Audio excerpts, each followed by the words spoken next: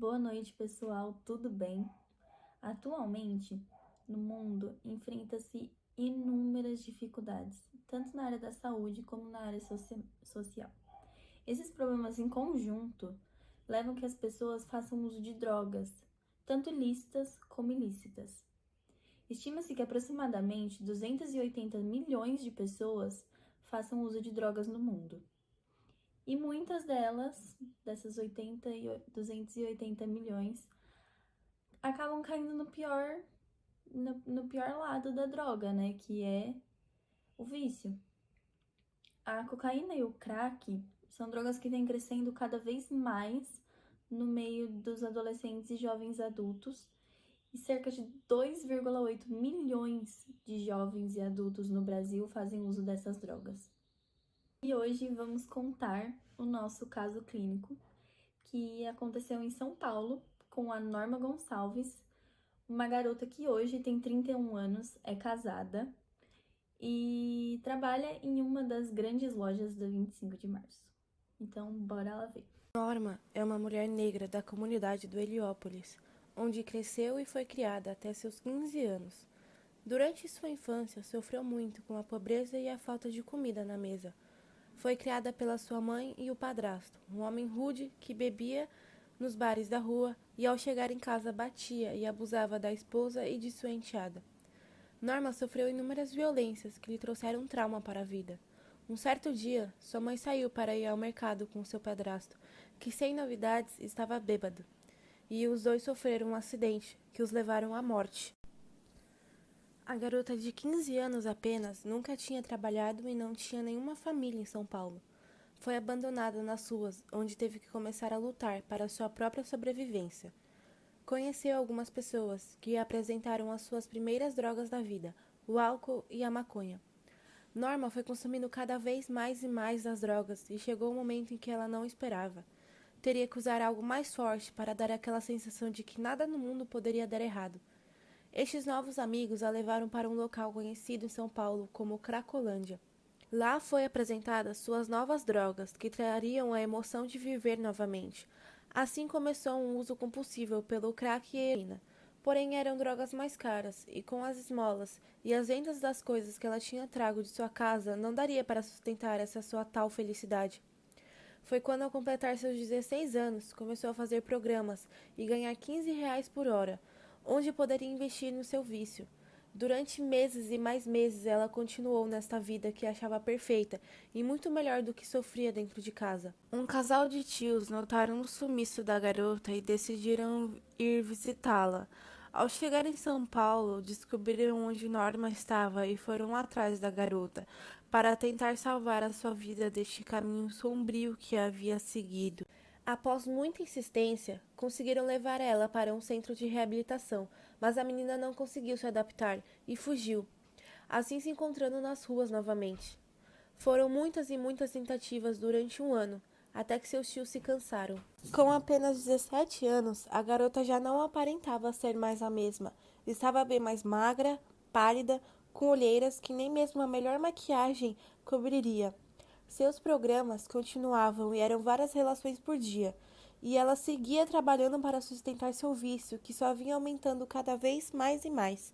A maioria destes trabalhos eram sem proteção, o que acabou resultando em uma gravidez inesperada. Norma só percebeu estar grávida com os seus 6 meses de gestação, mas ignorou o fato e continuou morando nas ruas e fazendo uso de drogas e se alimentando muito mal. Quando as drogas não faziam mais o efeito que ela queria, começou a associar com a heroína, a melhor droga que ela poderia ter encontrado, segundo seus pensamentos. Ao chegar nos 8 meses de gestação, ela começou a sentir contrações e foi levada ao hospital pela mulher que cuidava do espaço onde Norma realizava seus programas. Ao chegar, foi socorrida pelos médicos e sim, ela estava em trabalho de parto. Devido ao estado prematuro, decidiram fazer um parto cesariana. A taxa de anestesia teve que ser muito alta do que o normal, por conta do seu organismo debilitado. Ao acordar, tinha ao lado da cama uma menininha linda, mas ao olhar para a criança não conseguia sentir um sentimento de mãe. Decidiu que iria fazer a adoção da criança. Os assistentes sociais foram até o quarto e explicaram para ela que, nestes casos, preferiam que a criança ficasse com um parente próximo do que levá-la para a adoção. Foi então que a garota lembrou de seus tios, que há alguns meses tinham visitado ela para ver se ela estava bem. Ligou para o número que eles tinham deixado e o casal foi correndo para o hospital. Quando chegaram, foi explicado a eles as condições em que a garota se encontrava e que a maior parte do tempo eles tinham que manter ela sedada devido às crises de abstinência. Foi então que os tios perguntaram da criança e foi esclarecido que ela tinha sido levada para a UTI neonatal, pois estava se apresentando muito ictérica e com muita irritabilidade. Norma e a filha ficaram no hospital por dias e durante esse período, os pediatras perceberam que a recém-nascida não tinha nenhuma melhora no seu quadro e só vinha piorando dia após dia. Sua icterícia havia piorado. As pernas e os pés eram os membros mais amarelados. Passou a ter episódios de convulsão e não tinha os reflexos que era para estar tendo no momento. Os médicos começaram a desconfiar que a criança estava com algum problema no fígado ou no rim, e foi feito alguns exames para chegar ao diagnóstico. Foram feitos exames bioquímicos que detectaram alto aumento no TGP, aumento nos níveis de cálcio, um grande aumento no valor de bilirrubina indireta. Mesmo tendo essas alterações, muitas vezes associadas ao sistema hepático ou renal, na ultrassonografia não apresentou nenhuma alteração histológica significativa. Decidiram então procurar o prontuário da mãe para saber se ela tinha alguma doença que pode ter sido transmitida para a recém-nascida. Descobriram que ela não tinha nenhum pré-natal e tiveram que realizar todos os exames necessários para uma investigação. Foram feitos exames bioquímicos, sorológicos, hematológicos e ultrassonografias. Norma permaneceu internada até que todos os resultados estivessem prontos.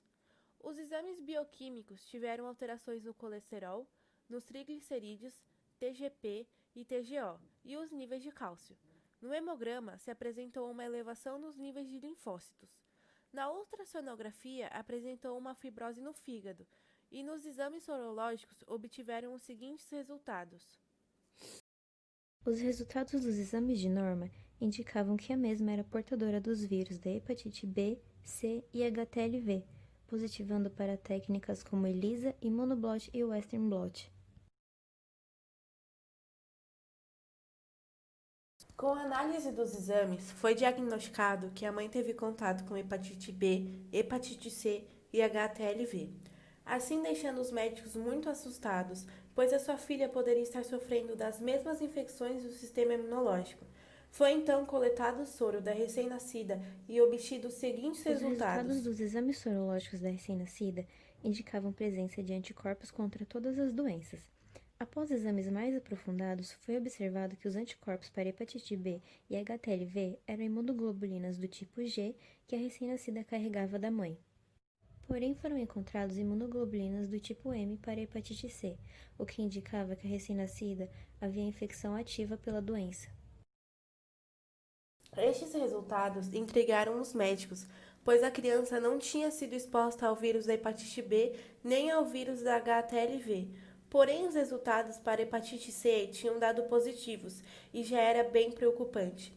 Decidiram então fazer exame de biologia molecular para a confirmação concreta do achado médico. Foi feito teste de PCR para a detecção do RNA VHC, determinando a carga viral e encontrando suas proteínas virais que a diferem o vírus dos outros, assim confirmando que a criança estava mesmo com um caso de hepatite C aguda. As esperanças para ela eram poucas devido ao estado em que se encontrava. Mesmo com todos os estudos, tentativas de fazer banho de luz e de salvar a criança, ela acabou vindo a óbito, após 10 dias internada na UTI neonatal. Com tudo o que aconteceu, Norma ficou muito abalada. Não queria a criança no início, porém tinha se apegado a ela com o passar dos dias. Com isso, tomou a decisão de se recuperar e largar os vícios. Foi morar com seus tios e, após 3 anos, encontrou seu atual marido, o Marcos, onde teve sua vida renovada e adotou uma menina que estava sofrendo com o mesmo que ela sofreu alguns anos atrás. Hoje, ela não sente mais a falta da sua vida antiga e dá palestras para as mulheres sobre o que ela viveu e sobre toda a dificuldade de viver na sociedade atual. Bom, esse foi o nosso trabalho e eu espero muito que vocês tenham gostado e até a próxima. Tchau!